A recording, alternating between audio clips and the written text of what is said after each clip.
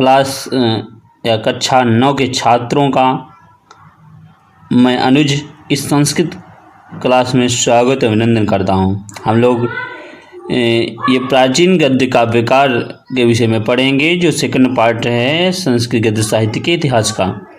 तो प्राचीन गद्य काव्यकारों में शुभंदु, दंडी और बाणभट्ट का नाम सुविख्यात है आता है।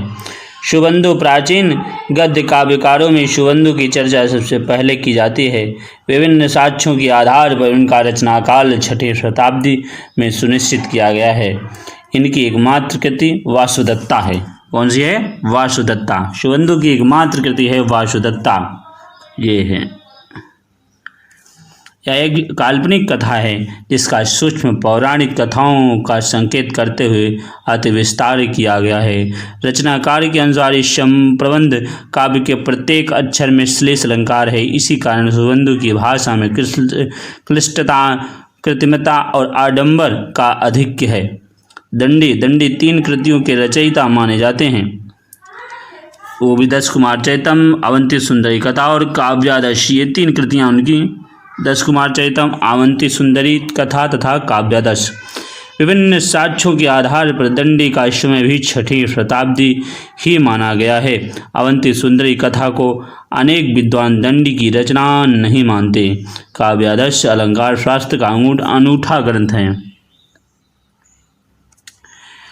दश कुमार चैतम संस्कृत साहित्य का एक अद्वितीय रचना है, जिसमें 10 कुमारों के चरित्र का वर्णन है।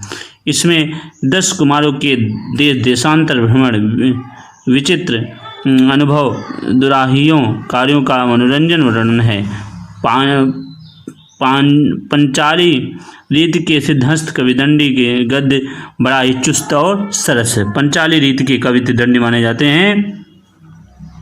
अर्थ की स्पष्टता, रस की सुंदर अभिव्यक्ति, सजीव कल्पना और माधुर्य गुणयुक्त शब्दावली दंडी की प्रमुख विशेषताएं हैं। बाणभट्ट, बाण की 2 रचनाएं प्रसिद्ध हैं, हर्षचैतम और कादंबरी। ये है 2 रचनाएं। इन दोनों ग्रंथों में बाण ने अपने विषय में सुस्पष्ट जानकारी दी है। इस आधार पर बाण का जन्म वात्स्यायन वंश में हुआ है। बाणभट्ट राजा हर्षवर्धन के राजकवि माने जाते हैं। अतः इनका रचनाकाल 606 ईस्वी से 648 ईस्वी के मध्य सुनिश्चित किया गया है। काव्य सौंदर्य, भाव और भाषा का समन्वय, अद्वितीय कल्पनाएं, सभी रसों का परिपाक, श्रृंगार के दोनों पक्षों का सजीव चित्रण, मार्मिक विश्लेषण, सुंदर सुभाषितों का प्रयोग, अलंकारों का सुंदर प्रयोग और प्रसाद था माधुर्य गुण का सम्मिश्रण बाण की इस प्रमुख विशेषताएं हैं। गद्य साहित्य में बाण का सर्वोच्च स्थान माना गया है। संस्कृत साहित्य में गद्य काव्य स्वल्प संख्या में उपलब्ध हैं। उपलब्ध साहित्य के आधार पर दंडी, शुभंदु और बाण ही विशेष प्रसिद्ध प्राप्त कर सके। कितने लोग? 3 लोग। ये दंडी, शुभंदु और बाण। इनके द्वारा रचित क्रमशः दश कुमार चैतम, वासुदत्ता और कादंबरी नामक कृतियां संस्कृत गद्य काव्य की वृहत्त्रयी के रूप में सुविख्यात हैं। दश कुमार चरितम, वासुदत्ता और कादंबरी।